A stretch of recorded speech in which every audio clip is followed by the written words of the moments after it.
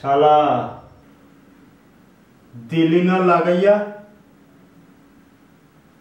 কখন থেকে চিল্লাইতেছিলাম সামনে গাড়ি সামনে গাড়ি সামনে গাড়ি, কানেই ঢুকে না তোর কথা।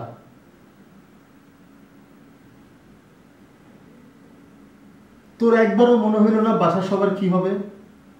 বাসার সবাই তোর জন্য অপেক্ষায় আছে। আজকে যদি অ্যাক্সিডেন্ট করে তুই মরে যেতি তাহলে তোর বাসার লোকদের কি হইতো? কি কথা কস না কেন? চুপ করে আছিস কেন? ক কিছু। এখন কিছু কস না কেন? কথা কর, কথা কর। গাড়ি তুমি চালাচ্ছিলা, তোমার হয়তো মনে নাই।